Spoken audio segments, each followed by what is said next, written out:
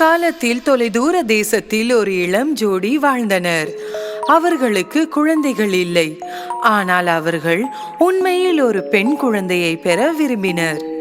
கொஞ்ச நாட்களுக்கு பிறகு அந்த இளம் பெண் மாசமாக இருந்தாள். ஒரு நாள் அவள் ஜன்னலுக்கு வெளியே பார்த்து கொண்டிருந்த போது அருகில் ஒரு அழகான இலைக்கோசு தோட்டத்தை கண்டாள். அப்போது அவள் அந்த இலைக்கோசை சாப்பிட வேண்டும் என்று விரும்பினாள். எனக்கு அந்த இலைக்கோசை சாப்பிட வேண்டும். அந்த பெண்மணி தனது பசியை இழந்து இடையையும் இழந்தாள். ஒரு நாள் இறுதியாக அவள் கணவர் அவளுக்காக மிகவும் கவலைப்பட்டார்.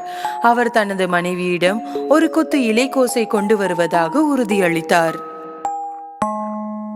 கவலைப்படாதே அன்பே, நான் உனக்கு லெட்டூஸ் எடுத்து வருகிறேன். ஆனால் இது மிகவும் ஆபத்தானது என்று உங்களுக்கு தெரியும். பக்கத்து வீடு வலிமையான ஒரு சூனியக்காரிக்கு சொந்தமானது. தோட்டம் பெரிய சுவர்களால் சூழப்பட்டது. யாருக்கும் நுழைய துணிவில்லை.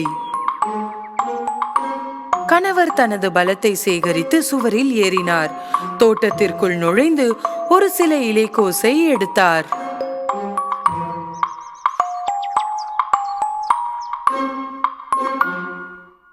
அவரது மனைவி இலைக்கோசை மிகுந்த மகிழ்ச்சியுடன் சாப்பிட்டாள். அதோடு கொஞ்சம் நன்றாக உணர்ந்தாள். ஆனால் ஒரு சில இலைக்கோசுகள் அவளுக்கு போதுமானதாக இல்லை. மறுநாள் கணவர் மீண்டும் தோட்டத்திற்கு சென்றார். ஆனால் இந்த முறை சூனியக்காரி அவருக்காக காத்திருந்தாள்.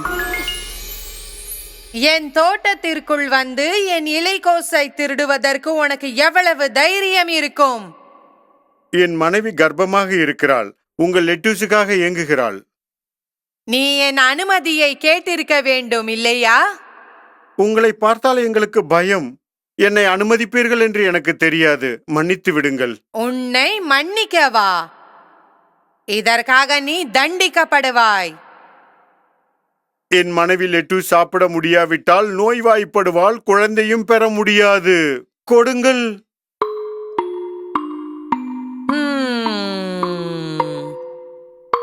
அப்படியானால் ஒரு ஒப்பந்தம் செய்யலாமா? உனக்கு எவ்வளவு இலைக்கோசு வேண்டுமானாலும் எடுத்துக்கொள். ஆனால் ஒரே ஒரு நிபந்தனை. உன் குழந்தை பிறந்தவுடன் அதை நீ எனக்கு கொடுக்க வேண்டும், சரியா? பயத்தால் அந்த கணவர் உடனடியாக ஒப்பந்தத்தை ஏற்றுக்கொண்டார். சில மாதங்களுக்கு பிறகு குழந்தை பிறந்தது. விரைவில் சூனியக்காரி வந்து குழந்தையை அழைத்து சென்றாள். அவள் குழந்தைக்கு ராபன்சல் என்று பெயரிட்டாள். ஏனெனில் குழந்தையின் தாயார் விரும்பிய இலைக்கோஸ் வகைக்கு ராபன்சல் என்று பெயர். சூனியக்காரி அந்த பெண்ணை மிகவும் கவனித்துக் கொண்டாள். ராபன்சல் 16 வயதை எட்டிய போது மிகவும் அழகான இளம் பெண்ணாக ஆனாள். சூனியக்காரி அவளை காட்டின் நடுவில் ஒரு உயரமான கோபுரத்தில் வைத்தாள். ஆனால் இந்த கோபுரத்திற்கு ஒரு படிக்கட்டு கூட இல்லை. மிக மேலே ஒரு சிறிய ஜன்னல் மட்டுமே இருந்தது. சூனியக்காரி அழகான பெண்ணின் பொன்னிற முடியை வெட்டவில்லை. அவள் அவளை பார்க்க வந்தாள். கீழ் இருந்து அவளை அழைத்து கத்துவாள். ராபன்சல், ராபன்சல், உன் தங்க முடியை கீழே விடு. உன் அம்மா வந்திருக்கிறேன். ராபன்சல் தனது நீண்ட தங்க முடியை சிறிய ஜன்னல் வழியாக கீழே விடுவாள். ராபன்சலின் தலைமுடியின் உதவியுடன் சூனியக்காரி கோபுரத்தின் உச்சியில் வருவாள். இது பல ஆண்டுகளாக நீடித்தது. ஒரு நாள் ஒரு இளவரசன் வேட்டையாட காட்டுக்குள் வந்தான். காடுகளில் இருந்து வெகு தொலைவில் ஒரு அழகான குரல் பாடுவதை கேட்டான். என்ன ஒரு அற்புதமான குரல்! இவ்வாறு நினைத்து அவன் தனது குதிரையை அழகான ஒலியை நோக்கி சவாரி செய்தான். அவன் ராபன்சல் வசிக்கும் கோபுரத்திற்கு வந்தபோது அவன் அக்கம் பக்கம் பார்த்தான். ஆனால் கோபுரத்தின் மேலே ஏற எந்த படிக்கட்டுகளோ அல்லது வேறு எதுவோ இல்லை.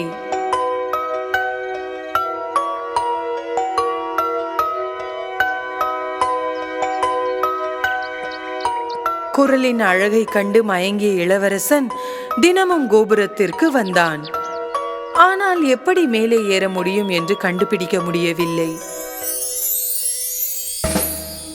ஒரு இரவு மீண்டும் கோபுரத்தை நெருங்கிக் கொண்டிருந்த போது சூனியக்காரி கீழே கத்துவதை கவனித்தான். ராபன்சல், ராபன்சல்,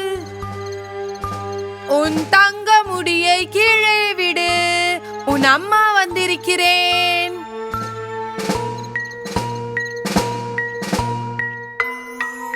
ரப்பான்சல் தனது நீண்ட தங்க முடியை சிறிய ஜன்னல் வழியாக கீழே விட்டாள். அவளின் தலைமுடியின் உதவியுடன் சூனியக்காரி கோபுரத்தின் உச்சிக்கு வந்தாள். மறுநாள் சூரிய அஸ்தமனத்திற்கு பிறகு இளவரசன் கோபுரத்திற்கு சென்றான்.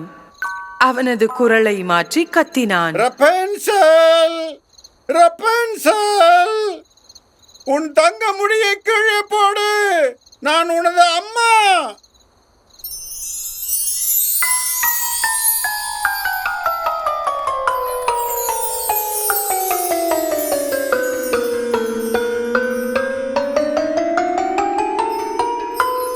வாழ்க்கையில் முதல் முறையாக தனது தாயை தவிர வேறு ஒருவரை பார்த்தபோது ரப்பான்சல் கொஞ்சம் பயந்தாள்.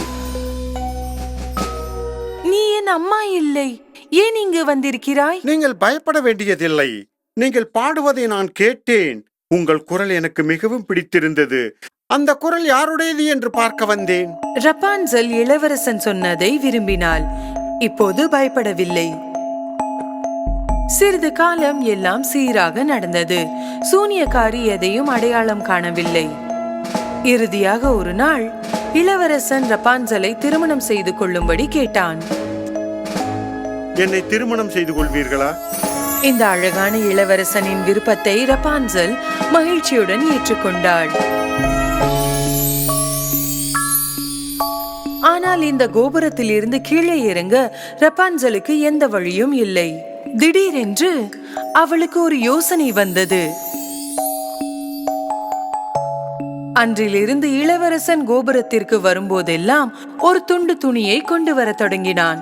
கயிறாக பயன்படுத்த ரப்பான்சல் இந்த துண்டுகளை ஒன்றாக கட்டினாள்.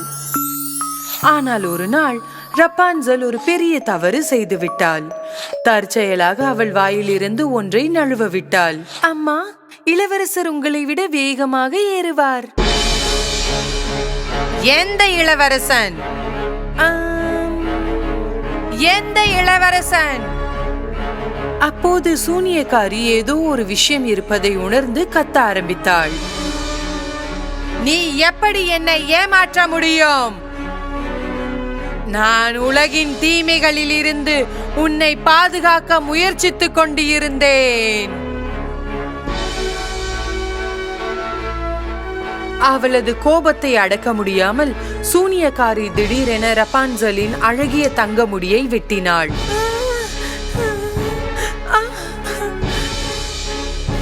பின்னர் அவளை வெகு தொலைவில் உள்ள பாலைவனத்தில் அனுப்பினாள். அன்று இரவு சூனியக்காரி கோபுரத்தில் தங்கி இளவரசன் வரும் வரை காத்திருந்தாள். பின்னர் இளவரசன் கீழே இருந்து கத்தினான்.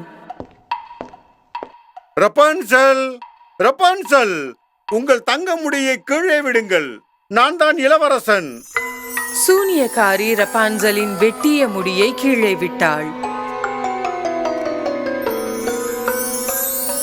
அவனுக்காக என்ன காத்திருக்கிறது என்று தெரியாமல் இளவரசன் ஏற ஆரம்பித்தான். மேலே வந்தபோது ரப்பான்சலுக்கு பதிலாக சூனியக்காரியை பார்த்தான். மோசமான ஒன்று நடந்திருப்பதை கண்டறிந்தான். சூனியக்காரி அவனை தாக்க தொடங்கிய போது இளவரசன் தடுமாறி கோபுரத்தில் இருந்து கீழே விழுந்தான்.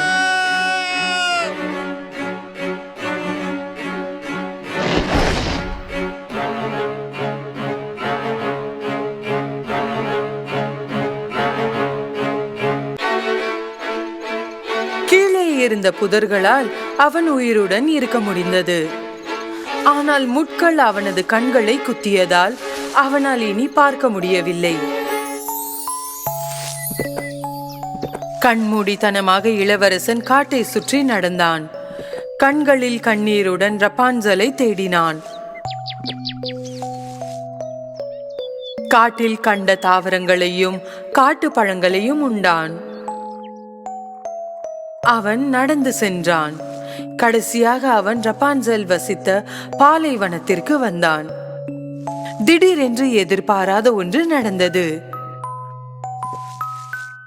ஒரு இனிமையான குரல் பாடுவதை கேட்டான். குரலின் உரிமையாளரை உடனடியாக அடையாளம் கண்டு கொண்டான். இது ரப்பான்சலின் குரல்தான். அந்த அழகான குரலை நோக்கி நடக்க ஆரம்பித்தான். அதே நேரத்தில் அவன் கத்தினான், ரப்பான்சல், ரப்பான்சல்! ரப்பான்சலும் இளவரசனின் குரலை கண்டு கொண்டாள். என் இளவரசன்! அவள் அவனை நோக்கி ஓட ஆரம்பித்தாள். இளவரசன்! இறுதியாக அவர்கள் ஒருவரை ஒருவர் கண்டுபிடித்தார்கள். அவரை கண்டதும் ரப்பான்சல் தனது இளவரசனை கட்டிப்பிடித்து ஆனந்த கண்ணீரை பொழிந்தாள். ரப்பான்சலின் கண்ணீர் இளவரசனின் கண்களை ஈரமாக்கியது. திடீரென்று ஒரு அதிசயம் நடந்தது. இளவரசனின் கண்கள் திறந்தன. அவன் மீண்டும் பார்க்க ஆரம்பித்தான். இதை பார்த்த ரப்பான்சல் மிகவும் மகிழ்ச்சி அடைந்தாள்.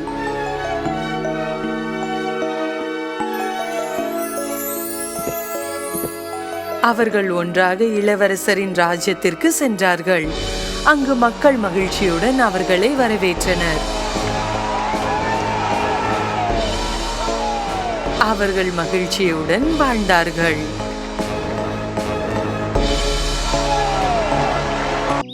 ஒரு காலத்தில் ஒரு ஏழை விதவை பெண் தன் மகனுடன் வசித்து வந்தாள். அவளது மகன் ஜாக் எந்த வேலையும் செய்யவில்லை. ஏனெனில் அவன் மிகவும் சோம்பேறியான இளைஞன். அதனால்தான் அவர்களிடம் எந்த பணமும் இல்லாமல் இருந்தது. அம்மா, சாப்பிட ஏதாவது இருக்கா? எனக்கு பசிக்குது. கடந்து செல்லும் ஒவ்வொரு நாளிலும் அவர்கள் மேலும் ஏழையானார்கள். அதனால் அவர்கள் தங்கள் பசு மில்க் ஒயிட்டை விற்கும் கட்டாயத்திற்கு வந்தார்கள். ஏனெனில் அவர்களிடம் அதற்கு உணவளிக்க பணம் இல்லாமல் இருந்தது. ஜாக்கின் தாய் அதை மாட்டு சந்தைக்கு கொண்டு சென்று சிறந்த விலைக்கு விற்கச் சொன்னாள். அதனால் சாப்பிட கொஞ்சம் உணவு அவர்களுக்கு கிடைக்கும். சந்தைக்கு செல்லும் வழியில் ஜாக் ஒரு வித்தியாசமான தோற்றங்களை கொண்ட ஒரு முதியவரை சந்தித்தான். முதியவர் பசுவை பார்த்துவிட்டு ஜாக் பக்கம் திரும்பி கூறினார், வணக்கம் தம்பி, நீ எனக்கு இந்த மாட்டை கொடுத்தா அதுக்கு பதிலா உனக்கு மதிப்பு மிக்க பொருளை கொடுக்கறேன். இதை கேட்ட ஜாக் மிகவும் மகிழ்ச்சி அடைந்தான். முதியவர் தனது சட்டை பையிலிருந்து 5 அவரை விதையை எடுத்தார். அவரை விதையா? ஆனா இது மந்திர அவரை விதை. ஜாக் முதலில் அவரை நம்பவில்லை. ஆனால் அவர் வற்புறுத்தினார். இங்க பாரு இளைஞனே, நீ புத்திசாலி பையனா இருக்க. இந்த மந்திர அவரைய வாங்கிக்க. இதனால உனக்கு வருத்தம் ஏற்படாது. என்ன நீ நம்பலாம். ஜாக் அவரை நம்பி மாயா அவரை விதைக்கு பதிலாக மில்க் ஒயிட்டை கொடுத்தான்.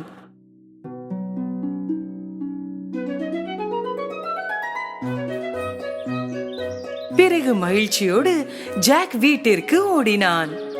அம்மா, நான் என்ன கொண்டு வந்திருக்கேன் பாருங்க.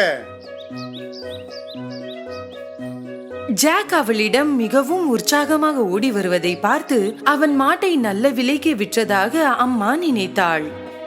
ஆனால் பின்னர் ஜாக் அவளுக்கு மாய அவரை விதைகளை காட்டிய போது அவன் அம்மா கோபமடைந்தாள்.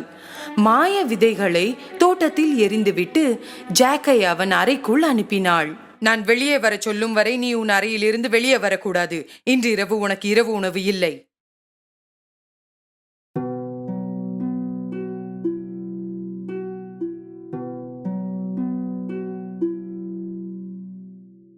காலையில் ஜாக் ஜன்னல் வழியாக வெளியே பார்த்தான். அவனால் அவன் கண்களை நம்ப முடியவில்லை.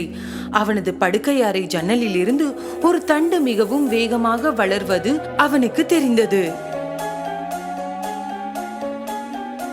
இது ஒரு மரமோ அல்லது ஒரு பெரிய பூவோ அல்ல, இது ஒரு அவரை கொடி.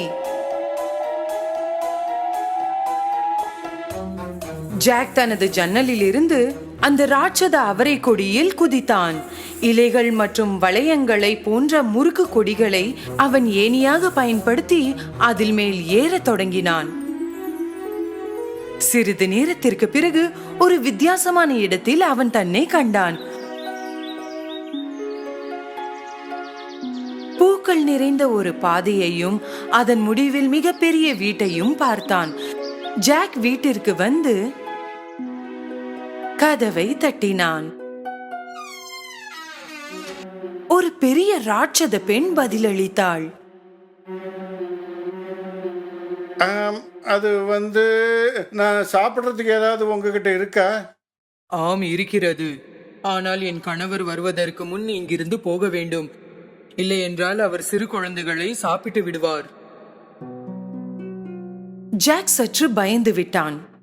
ஆனால் அவன் மிகவும் பசியாக இருந்தான்.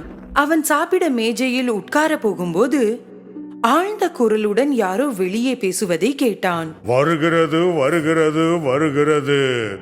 ஒரு குழந்தையின் வாசனை இங்கே வருகிறது. சமைத்ததோ சமைக்காததோ எதுவாயிருந்தாலும் எனக்கு மிகவும் பிடிக்கும். என் உணவை கண்டுபிடித்து விடுவேன். அந்த ராட்சத பெண் ஜாக்கை அழைத்தாள். உடனே அடுப்பில் மறைந்து கொள்.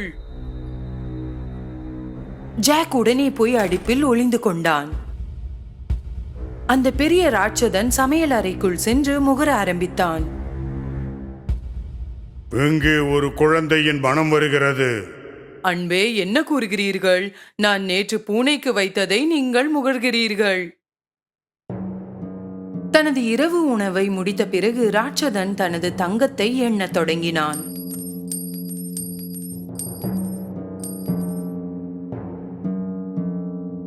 சிறிது நேரம் கழித்து தங்கத்தை எண்ணுவதில் சோர்வாக இருந்ததால் அவன் தூங்கிவிட்டான். ஜாக் அடுப்பில் இருந்து வெளியே வந்தான். பிறகு ஒரு பை தங்கம் எடுத்துக்கொண்டான். அதை தனது மாய அவரக்கொடியின் கீழ் வீசினான். அவன் அந்த கொடியை பிடித்துக்கொண்டு கீழே வந்தான். எரிந்த தங்கம் நிறைந்த பையை கண்டுபிடித்து உடனே வீட்டிற்கு ஓடினான். ஜாக்கின் அம்மா தங்கத்தை பார்த்தவுடன் மிகவும் மகிழ்ச்சியானாள். அந்த நாளில் இருந்து அவர்களுக்கு இனி வறுமையோ பசியோ இருக்காது. ஆனால் சில மாதங்கள் கடந்த பின் அவர்களிடம் இருந்த தங்கம் அனைத்தும் தீர்ந்து விட்டது. வேறு வழி இல்லாமல் ஜாக் அவரை கொடியில் ஏறி ராட்சதனின் வீட்டிற்கு சென்றான். ராட்சதனின் மனைவி இந்த முறை அவனை பார்த்து கொஞ்சம் சந்தேகப்பட்டாள். போன முறை நீ வந்தபோது எங்கள் தங்கம் காணவில்லை. ஆனால் அந்த சிறுவனை பார்த்து பரிதாபப்பட்டு அவனை உள்ளே அழைத்தாள். சிறிது நேரத்திற்கு பிறகு ராட்சதன் வீட்டிற்கு வந்தான். வருகிறது, வருகிறது, வருகிறது. ஒரு குழந்தையின் வாசனை இங்கே வருகிறது. சமைத்ததோ சமைக்காததோ எதுவாயிருந்தாலும் எனக்கு மிகவும் பிடிக்கும். என் உணவை கண்டுபிடித்து விடுவேன். ராட்சதனின் பாடலை கேட்டு ஜாக் மீண்டும் அடுப்பில் குதித்தான்.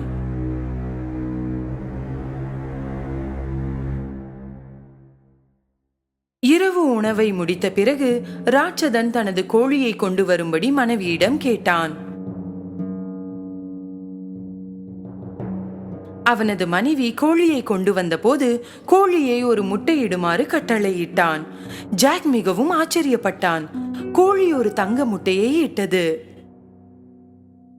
ராட்சதன் ஓய்வெடுக்க தனது அறைக்கு போன பிறகு ஜாக் அடுப்பில் இருந்து வெளியே வந்து கோழியை எடுத்துக்கொண்டு அவரை கொடியின் கீழே வந்தான். தங்க முட்டையால் ஜாக் மற்றும் அவன் அம்மா மீண்டும் செல்வந்தர்களானார்கள். ஆனால் பின்னர் ஜாக் தனது அதிர்ஷ்டத்தை மீண்டும் முயற்சிக்க முடிவு செய்தான். மாயாவர கொடியில் ஏறத் தொடங்கினான். இந்த முறை ராட்சதனின் மனைவிக்கு தென்படாமல் வீட்டிற்குள் சென்று ஒரு பெரிய செப்பு பானையில் மறைந்து கொண்டான். சிறிது நேரம் கழித்து ராட்சதன் வீட்டிற்கு வந்தான். வருகிறது வருகிறது வருகிறது.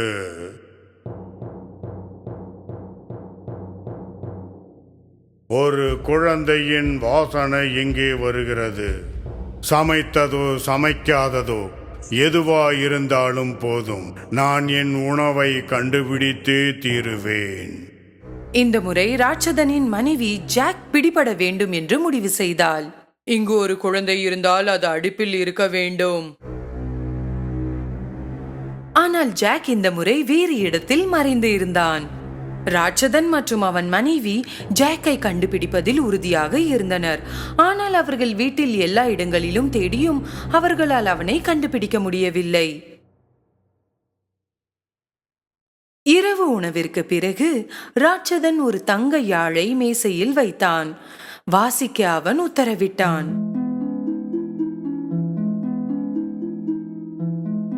யாழ் தாலாட்டை வாசித்து ராட்சதனை தூங்க வைத்தது.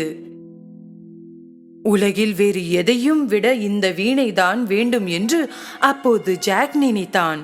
அதற்காக அவன் தூங்கும் ராட்சதனின் முழங்காலில் ஏறி மேசையில் இருக்கும் யாழை நோக்கி குதித்தான். ஆனால் உண்மையில் எதிர்பாராத ஒன்று நடந்தது. காப்பாற்றுங்கள்! யாழ் கத்தியது. ஜாக் முதுகில் யாழுடன் மேசையில் இருந்து கீழே குதித்தான். ராட்சதன் விழித்தெழுந்து அவனுக்கு பின்னால் ஓட ஆரம்பித்தான். ஜாக் தன்னால் முடிந்தவரை வேகமாக கொடியை பிடித்து கீழே சரிய ஆரம்பித்தான். ராட்சதனும் பின்தொடர்ந்தான். ஜாக் வீட்டை அடைந்ததும் தனது தாயை அழைத்தான். அம்மா, சீக்கிரம் வாங்க, கோடரியும் கொண்டு வாங்க.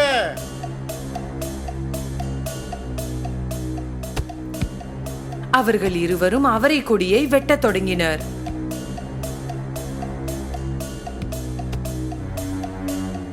இறுதியாக அவரை கொடி மற்றும் அந்த ராட்சதன் மிகுந்த சத்தத்துடன் தரையில் விழுந்தன.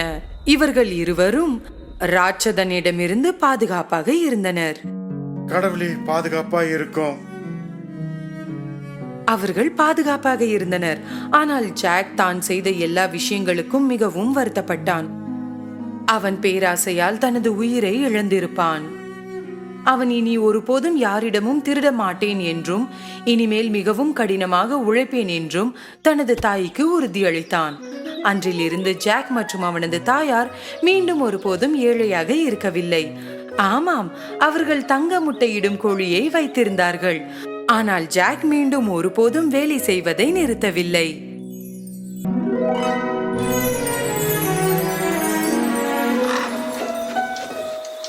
பல வருடங்களுக்கு முன்பு ஒரு ராஜ்யம் இருந்தது. மகிழ்ச்சியான ஒரு ராஜ்யம். மற்றும் அந்த ராஜ்யத்தில் ஒரு ராஜா மற்றும் ராணி வாழ்ந்தனர்.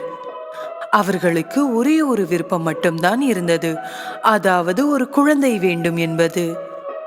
அரசர் மற்றும் அரசி மிகவும் இரக்க குணமுடையவர்கள். ஒரு நாள் அவர்களின் விருப்பம் உண்மையாகும் என்று அவர்கள் இதயங்களில் அறிந்திருந்தார்கள். அதே மாதிரி அவர்களின் நம்பிக்கை உண்மையானது. அவர்கள் ஒரு பெண் குழந்தையால் ஆசிர்வதிக்கப்பட்டனர். அவள் பகலின் ஒளிரும் சூரியனாக பிரகாசமாக இருந்தாள். அவர்கள் இளவரசிக்கு அரோரா என்று பெயரிட்டனர்.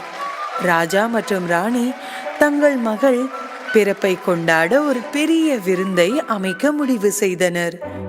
எல்லோரும் அழைக்கப்பட்டனர். மர்மமான வனப்பகுதியில் வாழும் தேவதைகளும் அழைக்கப்பட்டனர். ஆனால் அரசர் மற்றும் அரசி ஒரு பெரிய தவறு செய்தனர். அவர்கள் ஒரு தேவதையை குறிப்பாக அழைக்க மறந்துவிட்டனர். அண்டை ராஜ்ய மக்கள் மற்றும் ராஜாக்கள் அனைவருமே தங்கள் பரிசுகளை மற்றும் ஆசிர்வாதத்தை முன்வைத்தனர். 12 தேவதைகளும் வந்தார்கள். தேவதைகள் அரோராவுக்கு தனித்துவமான பரிசுகளை வழங்கினர். அவர்களின் மாயத்தடியால் உலகில் அவள் விரும்பிய அனைத்தையும் அரோராவுக்கு கொடுத்தனர். முடிவில் அவர்களின் 3 தேவதைகள் மட்டுமே பரிசளிக்க மீதம் இருந்தனர். உலகின் அழகு எல்லா நேரங்களிலும் உன்னுடன் இருக்கும். இளவரசியே, என் பரிசு நித்திய மகிழ்ச்சி. நீ எப்போதும் மகிழ்ச்சியாக துக்கம் நெருங்காமல் இருப்பாய்.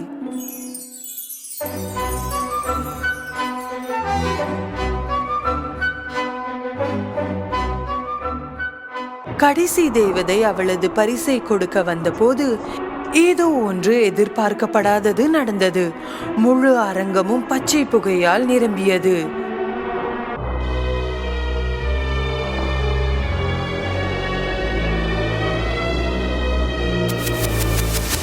புகை மறைந்தவுடன் கருப்பு தேவதை தோன்றினாள்.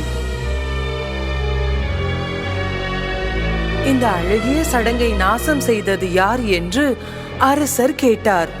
மற்ற தேவதைகள் உடனடியாக கண்டு கொண்டனர், இது ஒரு தீய இதயம் கொண்ட கருப்பு தேவதை என்று. அரசரே, எல்லோரும் அழைக்கப்பட்டதை நான் காண்கிறேன். ஆனால் ஏன் நீங்கள் என்னை அழைக்கவில்லை? செய்த தவறுக்காக மன்னர் மன்னிப்பு கேட்டார். அரசரே, நடந்ததை மாற்ற முடியாது. ஆனால் நான் இங்கே வந்துவிட்டேன். இளவரசிக்கு பரிசு கொடுப்பேன்.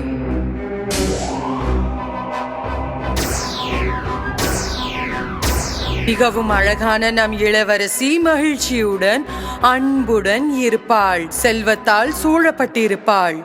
ஆனால் இவளது 16வது பிறந்த நாள் என்று சூரிய அஸ்தமனத்திற்கு முன் அவள் ஒரு ஊசியுடன் தன்னை தானே குத்திக் கொள்வாள். அவள் இறந்து விடுவாள். இந்த அரக்கியை பிடியுங்கள். அரசர் கத்தினார். ஆனால் மோசமான சிரிப்போடு கருப்பு தேவதை மறைந்து விட்டாள்.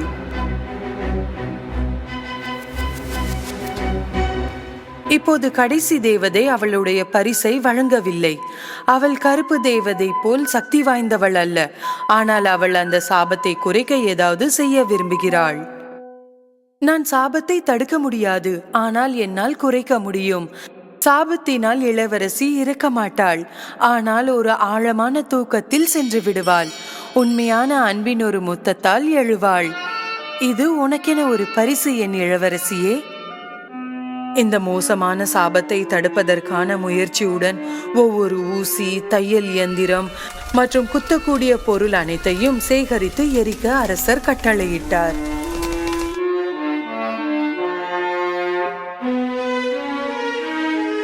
தேவதைகளின் ஆசிர்வாதத்துடன் ஒவ்வொருவரும் விரும்பிய ஒரு அழகான மற்றும் கனிவான குழந்தையாக இளவரசி அரோரா வளர்ந்தாள்.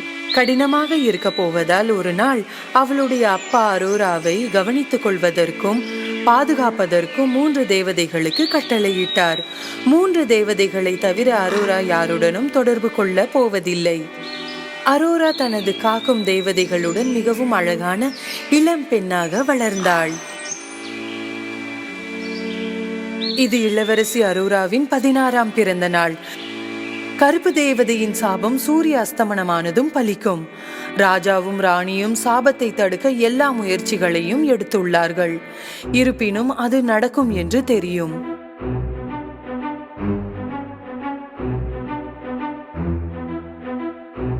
அவளை பாதுகாக்க ஒரு அறையில் அடைத்தார்கள். ஆனால் என்ன நடக்கிறது என்று தெரியாததால் அரோராவுக்கு பூட்டப்பட்டிருந்தது பிடிக்கவில்லை.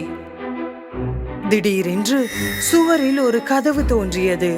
இப்படி ஒரு கதவை பார்க்காததால் அரோரா மெய் மறந்தாள்.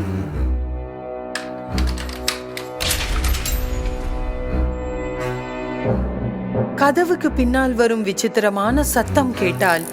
என்ன நடக்க போகிறது என்பதற்கான ஆர்வத்தால் அவள் கதவை திறந்தாள். அவள் நுழைந்த அறையில் ஒரு பெண் தைப்பதை கண்டாள்.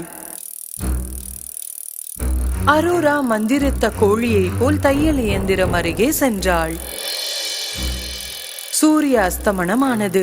கருப்பு தேவதையின் சாபம் உண்மையாகி அரோரா ஊசியை தொட்டாள். மேலும் அந்த தருணத்தில் அது நிகழ்ந்தது. ஊசியின் ஒரு தொடுதலுடன் அவள் கீழே விழுந்தாள்.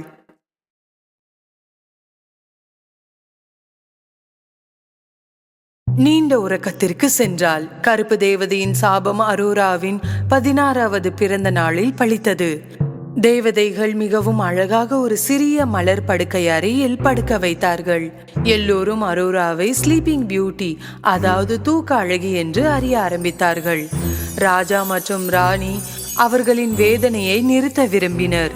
எனவே அரோரா எழும் வரை அவர்கள் கோட்டையில் உள்ள அனைவரையும் ஆழ்ந்த தூக்கத்தில் அனுப்ப முடிவு செய்தனர்.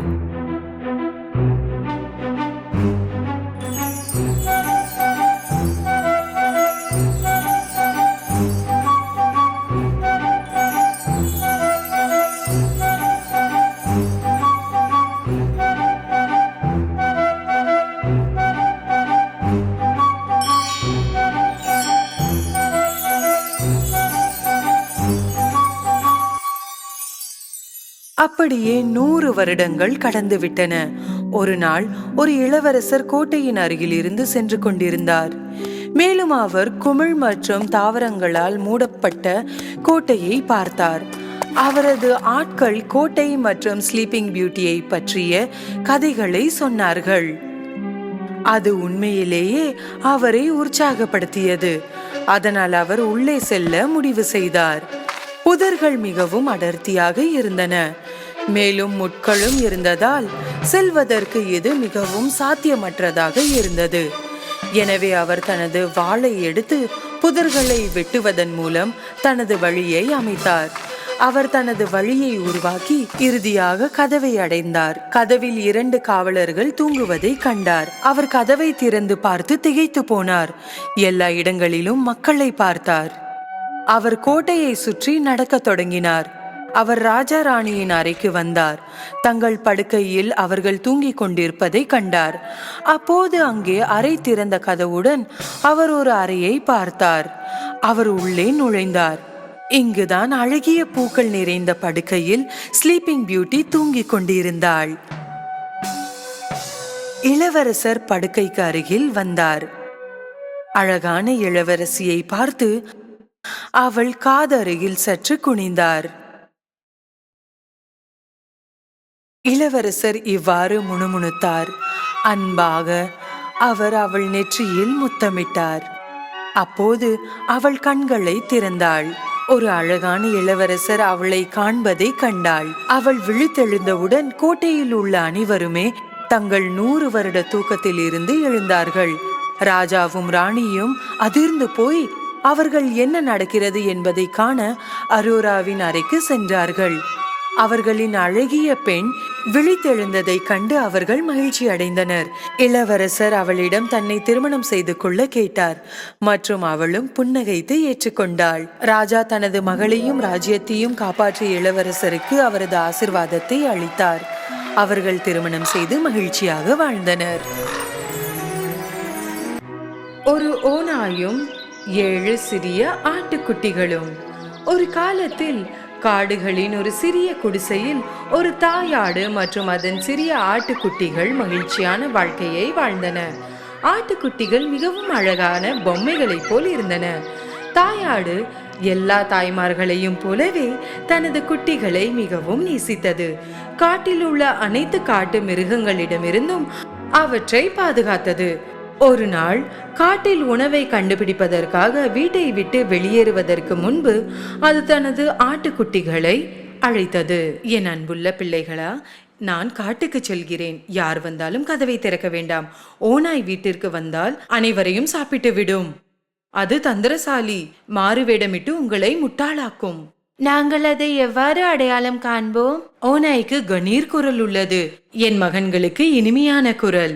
ஆகவே அதன் கடினமான குரலை நீங்கள் அடையாளம் காணலாம். தாயாடு வெளியேறும் போது ஒன்றை நினைத்து தன் ஆட்டுக்குட்டிகள் பக்கம் திரும்பியது. இன்னொரு விஷயம், ஓநாயின் கால்கள் கருப்பு, என்னுடையது வெண்மையானது. கால்களிலிருந்து நீங்கள் அடையாளம் காணலாம். கவலைப்படாதீர்கள் அம்மா, பாதுகாத்துக் கொள்ளுவோம். நீங்கள் எங்களை நம்பலாம். தாயாடு தனது ஆட்டுக்குட்டிகளுக்கு ஒவ்வொன்றாக முத்தமிட்டு காடுகளுக்கு சென்றது. ஓநாய் தூரத்தில் இருந்து அவர்களை பார்த்து கொண்டிருந்தது. தாயாடு வெளியேறுவதை கண்டதும் சிறிது நேரம் காத்திருந்தது. பின்னர் குடிசைக்கு முன்னால் வந்து கதவை தட்டியது.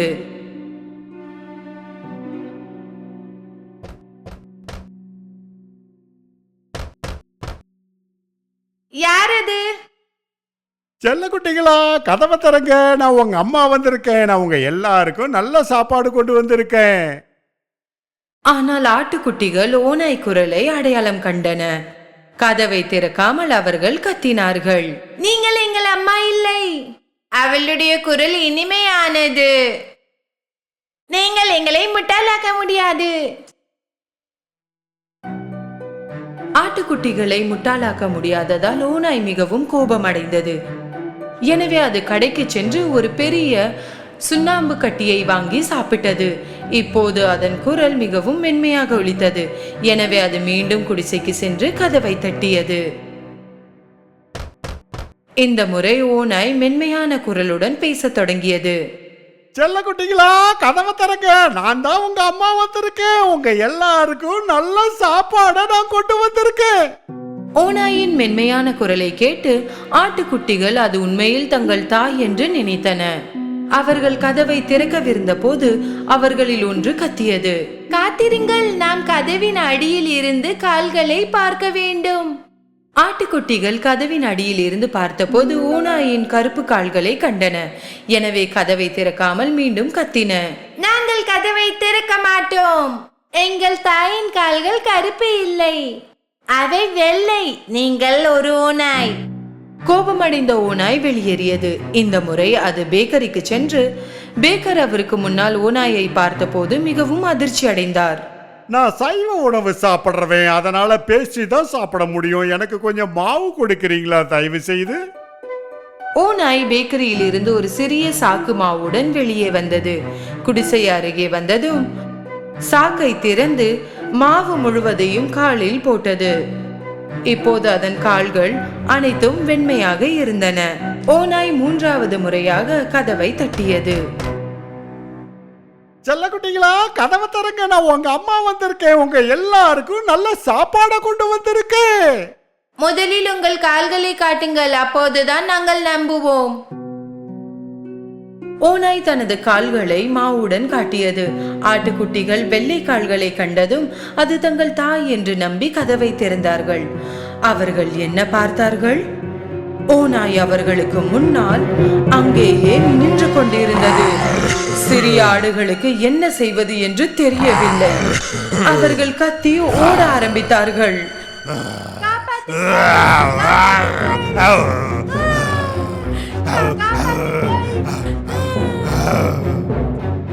ஒரு குட்டி மேசைக்கு கீழே சென்றது. இரண்டாவது படுக்கைக்கு கீழ், மூன்றாவது புகைப்போக்கிக்குள் சென்றது. நான்காவது சமையல் அறைக்குள் ஒளிந்து கொண்டது. ஐந்தாவது அலமாரிக்குள் வந்தது. ஆறாவது திரைக்கு பின்னால் ஒளிந்தது. ஏழாவது சுவரில் இருந்த மாபெரும் கடிகாரத்திற்குள் சென்றது. ஆனால் தந்திரசாலி ஓநாய் விரைவாக ஒவ்வொன்றாக மறைந்திருந்த இடத்திலிருந்து அனைத்தையும் பிடித்தது.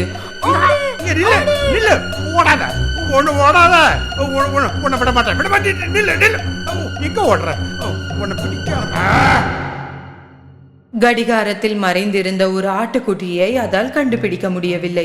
அதன் வயிறு நிரம்பியதால் அதை தேடுவதை விட்டுவிட்டு வெளியே சென்றது. குடிசையில் இருந்து சற்று தூரம் ஒரு பெரிய முற்றம் இருந்தது. ஓநாய் முற்றத்தில் ஒரு மரத்தின் கீழ் படுத்து குருட்டை விட்டு தூங்க ஆரம்பித்தது.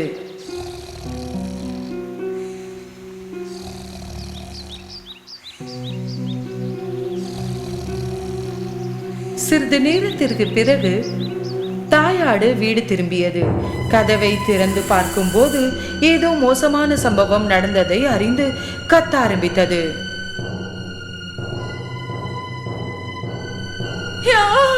என் ஆட்டுக்குட்டிகள், என் குட்டிகள்! வீட்டிற்குள் நுழைந்த போது அதிர்ச்சி அடைந்தது. மேஜைகள் மற்றும் நாற்காலிகள் அனைத்தும் தலைகீழாக இருந்தன. திரைசீலைகள் கிழிந்திருந்தன. படுக்கைகள் அனைத்தும் கசங்கி இருந்தன. தலையணைகள் மற்றும் போர்வைகள் அனைத்தும் தரையில் இருந்தன. குட்டிகளை தேடியது, ஆனால் அவற்றை எங்கும் கண்டுபிடிக்க முடியவில்லை. ஒவ்வொரு குட்டிகளின் பெயர்களை கத்த ஆரம்பித்தது, ஆனால் யாரும் பதிலளிக்கவில்லை. இறுதியாக கடைசி பெயரை அழைக்கும் நேரம் வந்தது. அப்போதுதான் ஒரு உயர்ந்த குரல் கேட்டது. நான் கடிகாரத்திற்குள் இருக்கிறேன் அம்மா. தாயாடு கடிகாரத்திற்கு ஓடி சென்று தனது குழந்தையை அங்கிருந்து வெளியே எடுத்தது. அம்மா ஆடு மற்றும் குட்டி கட்டிப்பிடித்தது. குட்டி அழுது கொண்டே கதை சொல்ல ஆரம்பித்தது. ஓநாய் மாறுவிடத்தில் வந்தது. அது நீங்கள் தான் என்று நினைத்து நாங்கள் கதவை திறந்தோம். அது அனைத்தையும் சாப்பிட்டு விட்டது.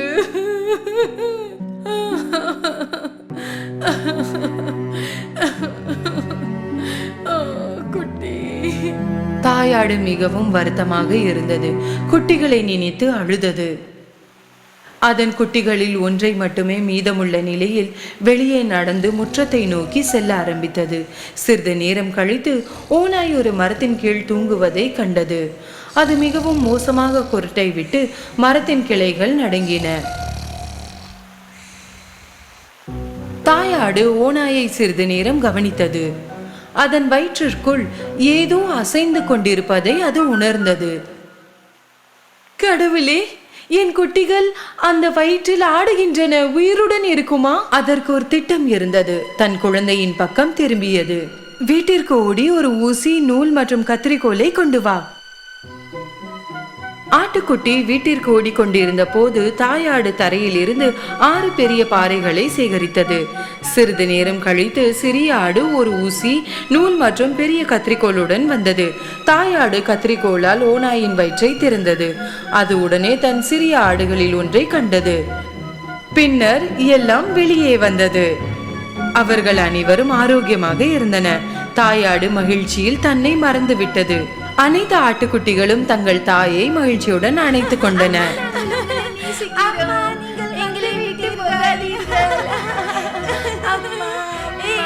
அவர்கள் அனைவரும் மகிழ்ச்சியானார்கள். என் குட்டிகளா, நீங்கள் பாதுகாப்பாக இருக்கிறீர்கள். தாயாடு தான் சேகரித்த பாறைகளை ஓநாய்க்கு உள்ளே கவனமாக வைத்தது. பின்னர் அதன் வயிற்றை ஊசி மற்றும் நூலால் தைத்தது. ஓநாய் மிகவும் ஆழமாக தூங்கிக் கொண்டிருந்தது.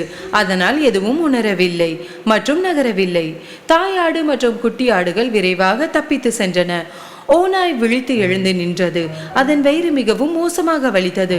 பல ஆடுகளை சாப்பிட்டதால் தான் வலிக்கிறது என்று நினைத்தது. அதன் வயிற்றில் பாறைகள் நிறைந்திருந்ததால் அதற்கு தாகம் எடுத்தது.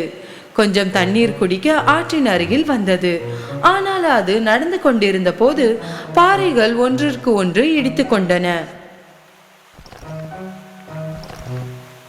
என் வயிறு ரொம்ப கனமா நிறைஞ்சு போயிருக்கு. நான் சாப்பிட்ட ஆடுகள் எல்லாம் கல்லா மாறின மாதிரி இருக்கு. மண்டியிட்டு சிறிது தண்ணீர் குடிக்க விரும்பியது. பாறைகள் மிகவும் கனமாக இருந்ததால் தனது சமநிலையை இழந்து தண்ணீருக்குள் நழுவி அது விழுந்தது.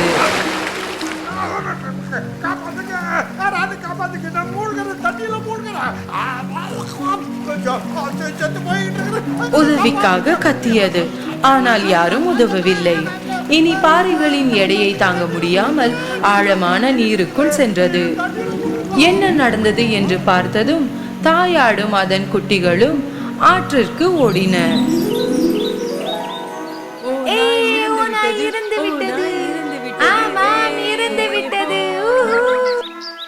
அவர்கள் அனைவரும் நடனமாட ஆரம்பித்தனர். அன்று முதல் தாயாடு மற்றும் அதன் 7 ஆட்டுக்குட்டிகளும் காட்டில் தங்கள் குடிசையில் அமைதியான மற்றும் மகிழ்ச்சியான வாழ்க்கையை வாழ்ந்தன.